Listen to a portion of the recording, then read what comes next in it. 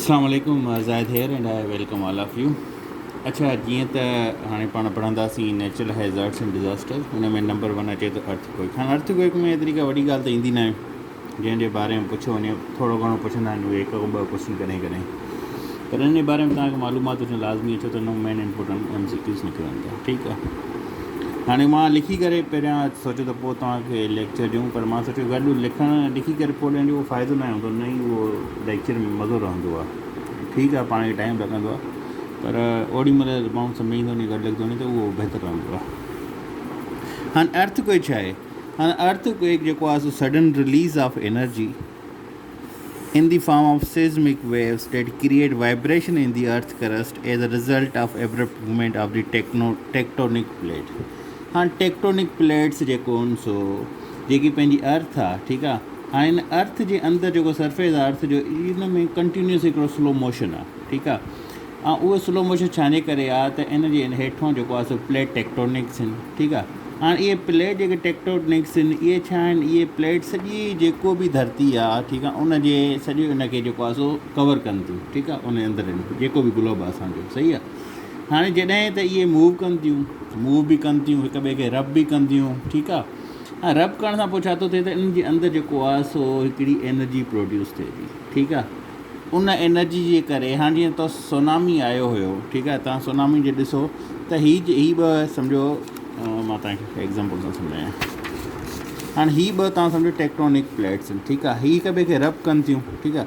रब करण खां पोइ जेकॾहिं हीअ सुनामी जेको आयो हुयो, तव्हांखे मां ॾेखारियां छा थियो त हिकिड़ी प्लेट जेको आहे सो ॿी प्लेट जे हेठों अची वई, ठीकु आहे। पोइ जॾहिं हिन रब कयो, ठीकु आहे न, त हीअ प्लेट जॾहिं हेठों आई, हेठि वई, पोइ हिन जेको आहे हीअं हेठि जॾहिं वई त समुंड जो तव्हां पाणी ॾिसंदो हूंदो, तव्हांखे जेकॾहिं इहो वीडियो तव्हां ॾिठल आहे यूट्यूब ते पिया हूंदा त उहो पाणी सॼो वापसि वेंदो आहे, ठीकु आहे, समुंड जो सॼो पाणी जेको आहे वापसि वेंदो, त माण्हू परेशान थींदा आहिनि। जॾहिं उहा ई प्लेट वापसि उन में रब करण खां पोइ वापसि पंहिंजी मूवमेंट में हीअं वापसि अचे थी, त पोइ हिकदमि सां जेको आहे सो हिकु त ज़लज़लो अचे थो, ठीकु आहे, अर्थक्वेक अचे थो। ॿियो जेको आहे त उन में जेकी एनर्जी जेकी रिलीज़ थिए थी, उहा छा थी करे पाणी हिकदमि वापसि खणी थी अचे, जंहिं खां पोइ उहो सॼो जेको आहे सो सॼा जेके मुल्क अचनि पिया, उहे थाईलैंड वग़ैरह वारा, उहे सॼा ॿुॾी विया, ठीकु आहे न। ॿुॾी न विया माना नुक़सानु थियो इलाही सारो, ठीकु आहे, इलाही माण्हू मरी विया। त इहे टेक्टोनिक्स प्लेट्स इन जी मूवमेंट रहंदी आहे पाण में, ठीकु आहे। इहे हिक ॿिए खे रब कंदियूं, रब करणु हूंदो आहे, ठीकु आहे। मर्टन जेके पाण सिंधी में चवंदा आहियूं, ठीकु आहे। पोइ उन जे करे छा थींदो आहे त एनर्जी रिलीज़ थींदी आहे। एनर्जी रिलीज़ करण खां पोइ छा थींदो आहे, अर्थ क्रस्ट में मूवमेंट थींदी, जंहिंखां पोइ ज़लज़लो ईंदो आहे, ठीकु आहे। हाणे इहो ज़लज़लो अचण जे लाइ जेको आहे सो कहिड़ियूं वेव्स हूंदियूं आहिनि, जंहिंखे पाण सेज़मिक वेव्स चऊं था, ठीकु आहे। सेज़मिक वेव्स जी फॉर्म में जेको आहे सो ज़लज़लो ईंदो आहे। हाणे सेज़मिक वेव्स जो हिकिड़ो ॿियो नालो आहे, तव्हां किथे जेको आहे सो मुंझी न पओ, एस वेव्स बि सेज़मिक वेव्स खे चइजो वञे थो, ठीकु आहे। त हाणे बाबा अर्थक्वेक छा आहे? अर्थक्वेक जेको आहे सो अहिड़ी सडन रिलीज़ ऑफ एनर्जी आहे इन दी फॉर्म ऑफ सेज़मिक वेव्स, ठीकु आहे न। वेव्स उहे कीअं ईंदियूं आहिनि, जीअं तव्हां वाइब्रेशन ॾिसंदा न, हीअं फैलंदी वेंदियूं आहिनि, ऐसा हीअं हीअ वेव्स आहिनि, हीअ चारों तरफ़ फैलंदियूं आहिनि, ठीकु आहे। तव्हां जेकॾहिं कंहिं हिते हाणे आहे न को मैप वग़ैरह, मां तव्हांखे ॾेखारियां, सेज़मिक वेव्स ईअं माना बिल्कुलु जीअं वाइब्रेशन थींदी आहे न, ईअं फैलजी वेंदियूं आहिनि, ईअं फैलजंदी वेंदियूं आहिनि, ठीकु आहे। त इहे छा थींदियूं, सेज़मिक वेव क्रिएट कंदियूं आहिनि वाइब्रेशन अर्थ क्रस्ट में, जंहिंजे करे एब्रप्ट मूवमेंट थींदी आहे ऐं टेक्टोनिक प्लेट्स में, ऐं उन जो नतीजो अर्थक्वेक जे अंदरि निकिरंदो आहे, ठीकु आहे। हाणे काज़िस कहिड़ा आहिनि अर्थक्वेक जा, ठीकु आहे। ॿियो हिन में लंबी चौड़ी ॿियो कुझु करण जी ज़रूरत ई न आहे, बसि तव्हांखे इन शइ जी ख़बर हुजे त अर्थक्वेक जा काज़िस कहिड़ा आहिनि। बाबा अर्थक्वेक जेको आहे सेज़मिक वेव्स जेको मां तव्हांखे ॿुधायो, उन जो थिए थो वोल्केनिक इरप्शन जेकी थिए थी, उन जे करे बि जॾहिं लावा मथे अचे थो, उन जे करे बि जेको आहे सो अर्थक्वेक थींदो आहे, ठीकु आहे। इहो बि ज़हन में तव्हांखे रहे। उन खां पोइ आइसोटिक जेको आहे सो एडजस्टमेंट जेको हूंदी आहे, या सम लोकल काज़िस। हाणे पहिरियों मां तव्हांखे लोकल काज़िस ॿुधायां कहिड़ा थींदा आहिनि। हाणे ॾिसो, जॾहिं पाण हैवी ड्रिलिंग कंदा आहियूं, ठीकु आहे, ज़मीन जे अंदरि, उन जे करे बि अर्थक्वेक अची सघे थो। न्यूक्लियर एक्सपेरिमेंट जॾहिं तव्हां कयो था, उन जे करे बि जेको आहे सो अर्थक्वेक अची सघे थो, ठीकु आहे। त इहे जेके आहिनि, इहे जेको आहे सो सम लोकलाइज़ काज़िस हूंदा आहिनि अर्थक्वेक जा। हाणे जेको आइसोटेटिक जेके एडजस्टमेंट हूंदी आहे, सॉरी, हीअ छा हूंदी आहे? हाणे ॾिसो, जेके असांजे ग्लेशियर आहिनि न, जॾहिं उहे मेल्ट थियनि था, उन जो पाणी जॾहिं अचे थो त सी लेवल जेको आहे सो राइज़ थिए थो। हाणे उहो जॾहिं बि टेम्परेचर वधे थो न, त ग्लेशियर जेके मेल्ट थी करे पाणी जी शकल अचनि था, इन खे पाण आइसोसेटेटिक एडजस्टमेंट चऊं था, ठीकु आहे, आइसोस्टेटिक एडजस्टमेंट। हाणे उन जे करे छा थो थिए त ग्रेविटेशनल जेकी फोर्स आहे अर्थ जी उन ते उहो इम्पैक्ट करे थो, ठीकु आहे। हूअं वर्टिकल में इहे हूंदियूं आहिनि, पर इहे जॾहिं हॉरिजेंटल में कन्वर्ट थींदियूं त जेकी ग्रेविटेशनल फोर्स आहे अर्थ जो उन ते जेको आहे असरअंदाज़ थींदियूं, जंहिंजे करे बि अर्थक्वेक थिए थो, ठीकु आहे। हे टे मेन वे इन या इन इहे काज़िस आहिनि जेके तव्हां यादि रखी छॾियो। हाणे उन खां पोइ पाण इहो पढ़ंदा आहियूं त बाबा शैलो, इंटरमीडिएट या डीप अर्थक्वेक कहिड़ो हूंदो आहे, ठीकु आहे, इन खे पाण थोरो पढ़ंदासीं। हाणे ॾिसो अर्थक्वेक जेको आहे सो उन जी डेप्थ केतिरी हुजे, ठीकु आहे, उन जेको फोकल डेप्थ हूंदी आहे उहा केतिरी हुजे त उहो शैलो हूंदो आहे, उहो केतिरी हुजे त इंटरमीडिएट हूंदो आहे या डीप हूंदो आहे। शैलो मतिलबु हल्को, इंटरमीडिएट मतिलबु विचोलो, डीप मतिलबु बिल्कुलु ई हेठियां वारो। त शैलो तॾहिं हूंदो आहे, हिकिड़ो सेकंड,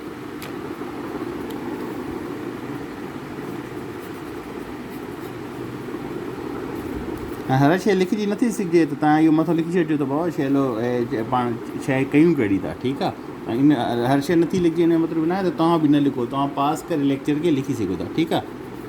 हाणे शैलो छा हूंदो आहे, वेन दी, हे MCQ में पुछियो वेंदो आहे, when the depth of origin is less than 60 kilometre, ठीकु आहे। जॾहिं अर्थ अचे थी उन जी जेकी ओरिजिन आहे, जितां ओरिजिन थिए थो, जितां अर्थक्वेक शुरू थिए थो, उहो जेकॾहिं धरती जे अंदरि पंहिंजी, ठीकु आहे, उन जी जेकी फोकल पॉइंट आहे उहा लेस देन 60 किलोमीटर आहे, त उहो कहिड़ो हूंदो आहे, शैलो हूंदो आहे, ठीकु आहे। उन खां पोइ अचे थो इंटरमीडिएट।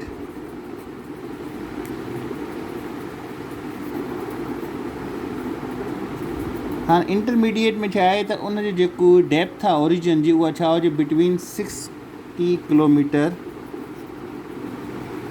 टू 300 किलोमीटर, ठीकु आहे, बिटवीन। हाणे हीअ मथां तव्हां सम्झी वञो, लिखण जी वधीक ज़रूरत न आहे, त जॾहिं बि depth of origin is less than more than 60 kilometre and less than 300 kilometre, ठीकु आहे, त उहो उनखे पाण छा था चऊं, इंटरमीडिएट अर्थक्वेक चवंदा। उहो अर्थक्वेक जेको विचोले दर्जे जो हूंदो आहे, ठीकु आहे। इंटरमीडिएट खां पोइ अचे थो डीप, जेको बिल्कुलु ई गहराई में हूंदो आहे। हाणे इन सां गॾु तव्हांखे इहो बि यादि रखणु घुरिजे त पाकिस्तान में अर्थक्वेक कहिड़ा कहिड़ा आया आहिनि। 2005 में जेको आयो अक्टूबर में, ठीकु आहे, उहो तव्हांखे यादि हुजणु घुरिजे त उन जे करे कहिड़ी तबाही आई, ठीकु आहे। दुनिया में ॿिया जेका अर्थक्वेक आया आहिनि, सुनामी जेकी आई अर्थक्वेक जे करे, उन जी डेट तव्हांखे यादि रखणु घुरिजे, त इहे तव्हांखे गूगल करे यादि रखणियूं शयूं, सही आहे। हाणे डीप जेकी अर्थक्वेक आहे उहो केतिरो हूंदो आहे, उहो ग्रेटर देन 300 किलोमीटर, सिंपल।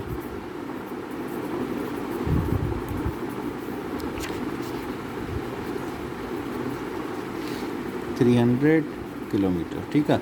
त 300 किलोमीटर खां वधीक जंहिंजी डेप्थ हूंदी आहे उनखे पाण डीपर, ठीकु आहे, या डीपेस्ट जेको आहे सो उनखे चऊं था, जेको आहे सो अर्थक्वेक हूंदो आहे, ठीकु आहे। जंहिंजी डेप्थ जेकी आहे so when the depth of origin is greater than 300 kilometre it is called deep earthquake, ठीकु आहे। इहा शइ हिते यादि रखो।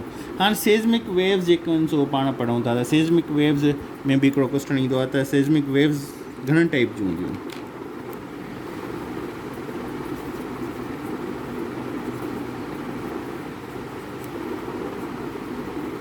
हाँ, सेज़मिक वेव्स जेके आहिनि इहे ॿिनि टाइप जी हूंदियूं आहिनि, ठीकु आहे। There are 2 group of earthquake waves called body waves and surface waves.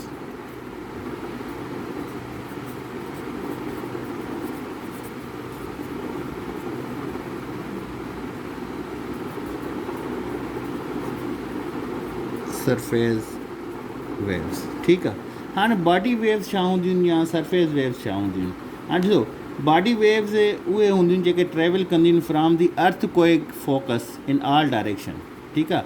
त अर्थक्वेक जेको आहे फोकस कंदो आहे ऑल डायरेक्शन में, ठीकु आहे, all direction, focus in all direction, ठीकु आहे। त बॉडी मां सॼे डायरेक्शन में जेको आहे फोकस कंदा आहिनि उनखे पाण छा चवंदा आहियूं, बॉडी वेव्स, ठीकु आहे। वेयर इज़ सरफेस वेव जेके आहिनि इहे ट्रेवल कंदियूं आहिनि around the earth rather than through it, ठीकु आहे। हे around the earth travel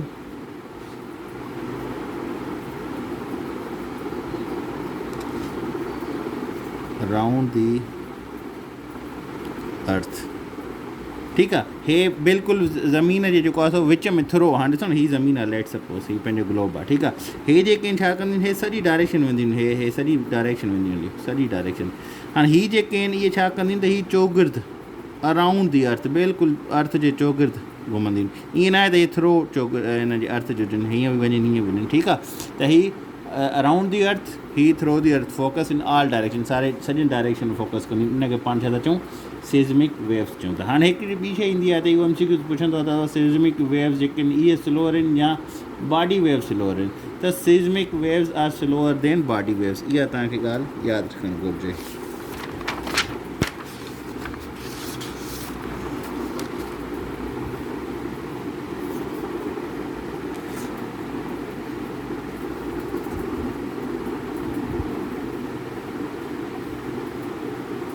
sorry, surface wave, सेज़मिक क्या था ॿ जेको आहे सो मेन ग्रुप आहिनि, ठीकु आहे। सरफेस वेव्स आर स्लोअर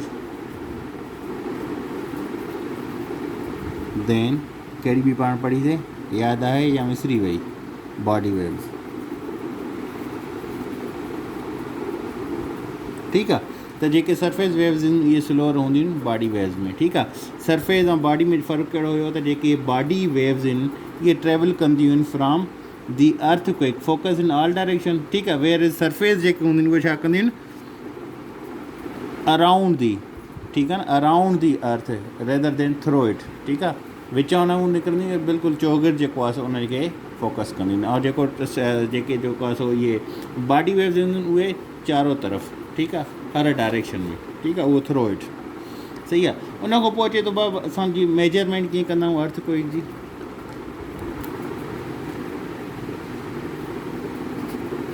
हा, हीअ लिखणु ॾुखियो थी वेंदो आहे, छो त विच में मोबाइल हूंदी आहे। मेजरमेंट ऑफ अर्थ क्विक, हा तव्हांखे ख़बर आहे त बाबा मेजरमेंट ऑफ अर्थ क्विक पाण छाजे थ्रू कंदा आहियूं, सेज़मोग्राफ, ठीकु आहे।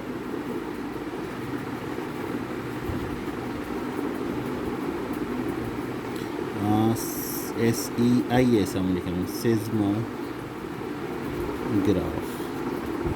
ठीकु आहे। हिकिड़ो सेज़मोग्राफ छा हूंदो आहे, इहो डिटेक्ट कंदो वाइब्रेशन खे, जेके caused in earthquake, detect vibration caused by earthquake, ठीकु आहे। त अर्थक्विक छा आहे, जेके अर्थक्विक वाइब्रेशन क्रिएट कंदो आहे उनखे सेज़मोग्राफ छा कंदो आहे, उनखे कलेक्ट कंदो आहे, उनखे डिटेक्ट कंदो आहे, ठीकु आहे। हिकिड़ो पेपर हूंदो आहे उनजे मथां कंदो आहे, ठीकु आहे। कहिड़े अंदाज़ में कंदो आहे, हीअं कंदो आहे, ठीकु आहे। हिन अंदाज़ में जेको आहे उहो डिटेक्ट कंदो आहे, ठीकु आहे। उन खां पोइ पाण खे ख़बर पवंदी आहे त बाबा हीअ कहिड़े लेक्चर स्केल ते कहिड़ो आहे, 0 खां 10 हूंदो आहे नंबर, ठीकु आहे। पाण ॾिसंदा आहियूं 6.0 आहे, ठीकु आहे, या 5.0 आहे, इहा पाण खे पोइ ख़बर पवंदी आहे, ठीकु आहे। त स्ट्रेंथ एंड या मैग्नीट्यूड जेको अर्थ को जो उहो पाण मेयर कंदा आहियूं लेक्चर स्केल में, ठीकु आहे। जॾहिं वाइब्रेट थींदो आहे त इहो छा ते थींदो आहे, लेक्चर स्केल ते थींदो आहे।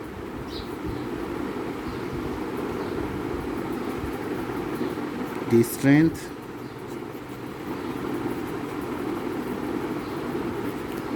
and magnitude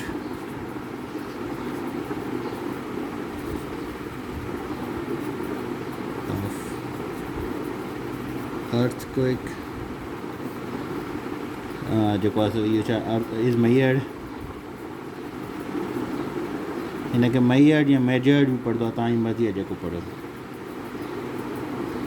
by using lecture scale, ठीकु आहे। ही हिन में मेन MCQs आहे, यादि रखी छॾियो। त अर्थक्विक मां छा में मेयर कंदा आहियूं, लेक्चर स्केल में, ठीकु आहे। सेज़मोग्राफ छा आहे, उहो डिटेक्ट कंदो आहे छाखे, वाइब्रेशन खे, ठीकु आहे। उनखे हिन टाइप में लिखंदो आहे, उतां जेको आहे सो इहो हिनखे जेको आहे लेक्चर स्केल हिनखे काउंट कंदो आहे 1 to 0 to 10, ठीकु आहे।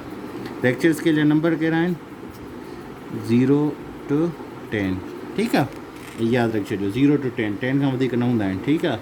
ऐं जेको आहे सो उन खां अलावा जेको आहे सो जॾहिं लेक्चर स्केल जेको आहे सो उन में जेको लॉगरिथम हूंदो आहे उहो जॾहिं 6.0 या जेको आहे सो 10 टाइम्स मोर पावरफुल हूंदो आहे उहो अर्थक्वेक मेजरिंग 5.0। हिन खे तव्हां इहो सम्झो त जॾहिं बि रेक्टर स्केल 5.0 ते कंहिं बि जी बि रीडिंग ॾिए न अर्थक्वेक जी ऐं ॿिए जी ॾिए 6.0 त जंहिंजी जेकी 6.0 आहे इहा 10 टाइम्स हायर या मोर पावरफुल हूंदो आहे 5.0 खां। ठीकु आहे, जॾहिं बि हिकु ईअं वधंदो आहे 1.0 त ॾिनई त 2.0 जेको आहे उहो 10 टाइम मोर जेको आहे सो पावरफुल हूंदो आहे 1.0 खां। इहो सभु तव्हांजी अंडरस्टैंडिंग लाइ। ठीकु आहे, त हिकु जीअं बि ॾाई पाण वधायूं था 1 खां 2 खां 3 त उहो 10 टाइम्स मोर जेको आहे सो पावरफुल हूंदा आहिनि। सही आहे। हाणे अर्थक्वेक जा इफेक्ट कहिड़ा आहिनि बाबा? खोड़ इफेक्ट आहिनि।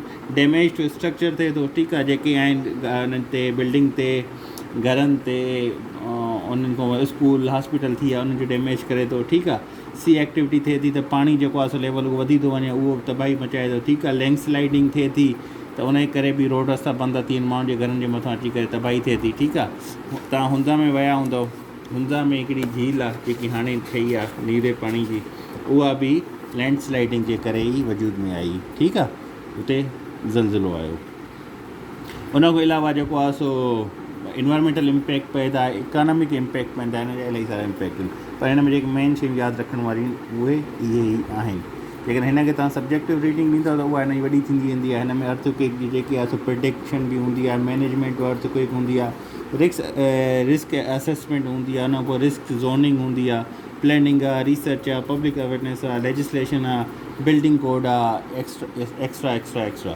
पर उहे जेको आहे वन पेपर जे हिसाब सां मेन इम्पोर्टेंट न आहिनि। ठीकु आहे, सेस्मोग्राफ डिटेक्ट कीअं थींदी आहे, रेक्टर स्केल छा हूंदो आहे, केतिरी नंबर 0 to 10 हूंदो आहे, सरफेस वेव्स छा हूंदियूं आहिनि, बॉडी वेव्स छा हूंदियूं आहिनि, स्लोअर कहिड़ी हूंदी आहे। ठीकु आहे, उन खां अलावा कहिड़ी शयूं जेको कास कनि थियूं, टेक्टोनिक प्लेट्स में कहिड़ी मूवमेंट थिए थी या कहिड़े क़िस्मनि जे थ्रू अर्थक्वेक अचे थो, इहो सभु तव्हां यादि रखिणो आहे। इंशाल्लाह सुभाणे हिकु ॿियो नई टॉपिक सां मिलंदा। अल्लाह हाफ़िज़।